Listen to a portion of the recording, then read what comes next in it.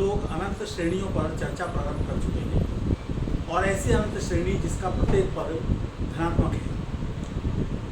बहुत दिनों बाद हम ऐसी श्रेणियों पर आएंगे जिसके कुछ पद धनात्मक है, कुछ ऋणात्मक हैं। जब तक ये ना कहा जाए तो ये माना जाए कि हम ऐसी ही श्रेणी ले रहे हैं जिसके सभी पद धनात्मक हैं। पिछली बार हमने दो श्रेणियों को लिया था, एक अंतःसर्पी थी और एक ज्यामितीय श्रेणी थी। एक टेलीस्कोपिक सीरीज़ थी, एक ज्योमेट्रिक सीरीज़ थी। और उसके बारे में हमने देखा था कि न केवल हम ये पता लगा पाते हैं कि कब ये अपसारी हैं, कब ये अभिसारी हैं, यानी कब ये डाइवर्जेंट है, कब ये कन्वर्जेंट है, बल्कि ये भी पता लगा पाते हैं कि इनका जोड़ क्या है। अब आगे जो हम श्रेणियाँ लेंगे उसमें हालांकि ये हमारी इच्छा जरूर रहेगी कि हम श्रेणी के योग को मालूम कर पाएँ, लेकिन वो साधारणतः होता नहीं है, इसलिए उस ओर हम ज़्यादा ध्यान नहीं देंगे। हमारा मुख्य ध्यान इस बात पर रहेगा कि हमारी श्रेणी कन्वर्जेंट है या नहीं है, क्योंकि यदि वह कन्वर्जेंट है तो उस श्रेणी को एक रियल नंबर के रूप में हम उपयोग कर सकते हैं। आगे हमारे सामने कुछ विशेष परीक्षण आएंगे जिनके आधार पर हम तय करेंगे कि हमारी दी गई श्रेणी अभिसारी है कि नहीं है। ऐसा ना समझा जाए कि हर एक श्रेणी के बारे में हम ये बता पाएंगे, लेकिन बहुत सारी श्रेणियों के बारे में बता पाएंगे। उसके बहुत सारे परीक्षण हैं, लेकिन अभी शुरुआत में हम तीन मुख्य परीक्षणों पर अपना ध्यान देंगे। उनमें एक का नाम है तुलना परीक्षण। इसके कई भाग रहेंगे, इसको हम एक तरीके से कह सकते हैं कंपेरिजन टेस्ट।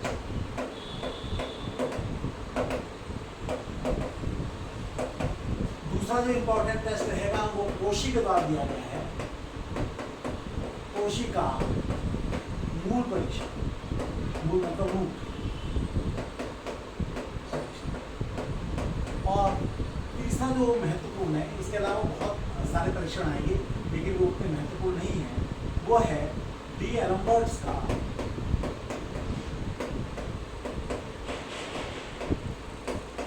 अनुपात परीक्षण। अनुपात मतलब रेशो।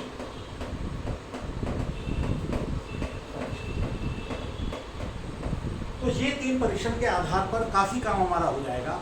जो श्रेणियाँ इनके द्वारा नहीं पता चल पाएंगी कि वे कन्वर्जेंट है कि डाइवर्जेंट, उसके लिए कुछ अन्य परीक्षण भी हम धीरे धीरे करके लेंगे।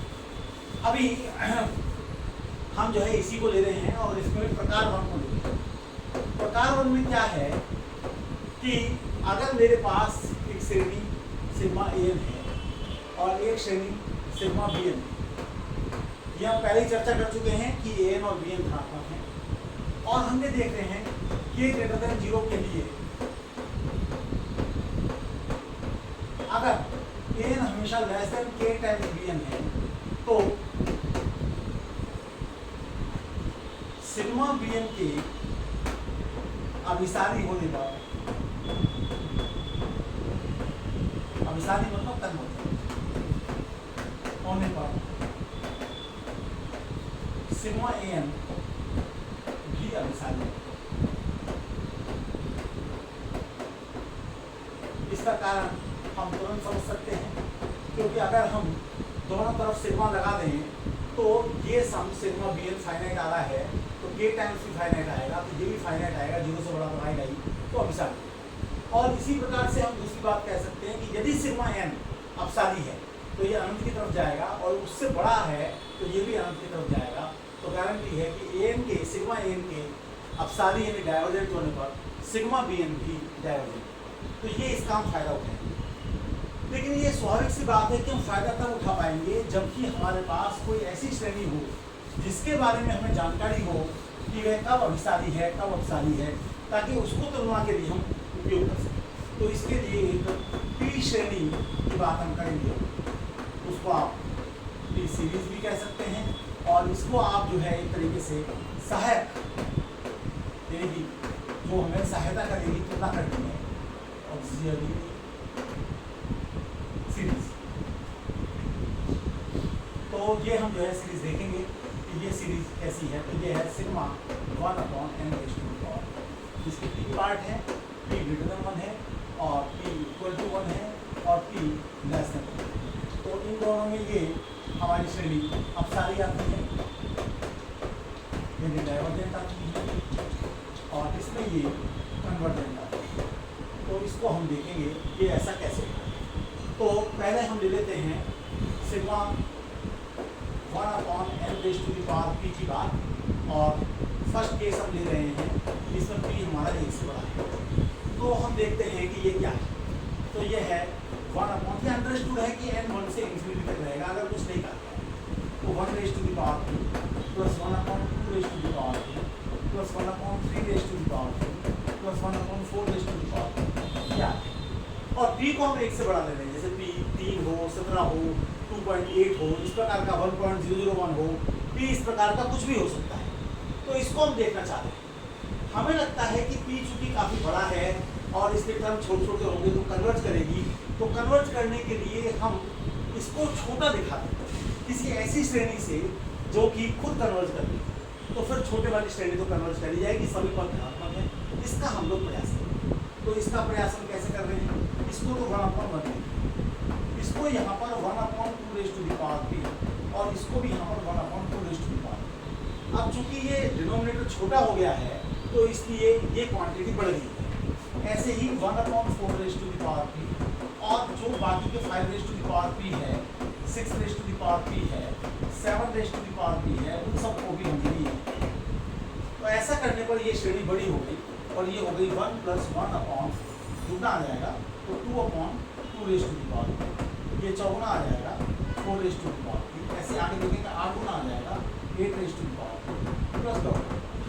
और इसको हम देखते हैं कि ये 1 + 1/2p - 1 1/4p - 1 1/8p - 1 और ये आ जाएगी। और ये हमारी जीपी है, ज्योमेट्रिक प्रोग्रेशन है, और जो कॉमन रेशो है, साधारण अनुपात है, सर्वानुपात है, वो हमारा 1/2p - 1 आ रहा है, जो कि लेस देन 1 है क्योंकि p 1 से बड़ा है। p 1 से बड़ा होने के कारण से ये क्वांटिटी पॉजिटिव है तो ये क्वांटिटी और इसलिए ये जो श्रेणी है ये हमारी अभिसारी होगी, कन्वर्जेंट होगी, और इससे कन्वर्जेंट होने के कारण से जो छोटी श्रेणी है वो भी कन्वर्जेंट होगी, यानी ये हमारा पार्ट होगी। अब इन दोनों को हम एक साथ भी ले सकते थे, लेकिन एक विशेष कारण से हमने इनको एक साथ नहीं किया है। हम देखते हैं कि क्या होता है। अब हम दूसरा केस ले रहे हैं। दूसरे केस में p हमारा 1 है, तो सेकंड केस है p हमारा 1 है, और सिग्मा 1/n⁻p जो है सिग्मा 1/n बन गया है, जो कि 1 + 1/2 + 1/3 + 1/4। अच्छा, किसी के मन में ये बात आ सकती है कि जो हमने श्रेणी पहले वाले केस में ली थी उसमें हम बजाय लेस देन के ग्रेटर देन दिखाए थे, लेकिन आप प्रयास करने पर भी उसको ग्रेटर देन किसी डाइवर्जेंट सीरीज के नहीं दिखा पाएंगे, वो आप प्रयास करके देख सकते हैं। तो ये है, तो हम क्या करेंगे कि इसे भी हमें डाइवर्जेंट दिखाना है इस वाली को, तो डाइवर्जेंट दिखाने के लिए हम दिखा देंगे कि ये बड़ी है किसी डाइवर्जेंट सीरीज से, तो इसलिए हम बड़े का निशान लगा रहे हैं, 1 लिख रहे हैं, 1/2 लिख रहे हैं, और यहाँ पर 1/3 + 1/4 लिखना था, लेकिन हम दोनों जगह पर 1/4 कर दे रहे हैं, जिसके कारण से ये छोटी हो गई। और फिर आपके पास 1/5 था, तो उनको आप 1/8 लिख सकते, 1/8 ये आप 4 बार लिख लीजिए, 1 2 3 4। यानी ये आपका 1 है, ये 1/2 है, ये 1/3 + 1/4 था, ये 1/5 + 1/6 + 1/7 + 1/8 था, इन सभी जगह 1/8 कर दिया, छोटा कर दिया है तो छोटी हो गई है। इस प्रकार से आप तो आप देखेंगे कि आपके पास में क्या आ जाएगा, 1 + 1/2 + 1/2 + 1/2, यानी 1/2 जो है आपके पास इनफाइनाइट संख्या में आ रहे हैं।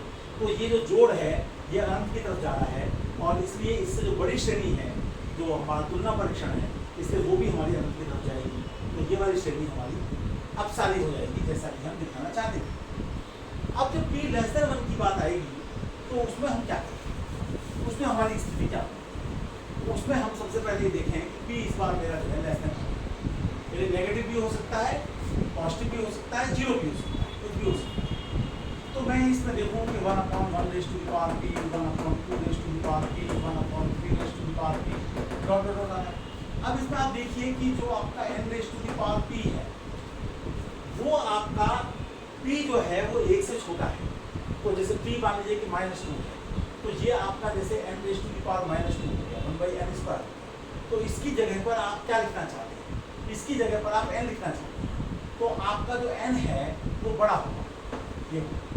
तो जब आप उल्टा करेंगे तो उल्टा करने पर क्या होगा, ये इसका कारण क्या है, क्योंकि p 1 से कम है तो ये छोटा हो जाएगा। अब आप जब उल्टा करेंगे तो ये हमारे पास बड़ा है।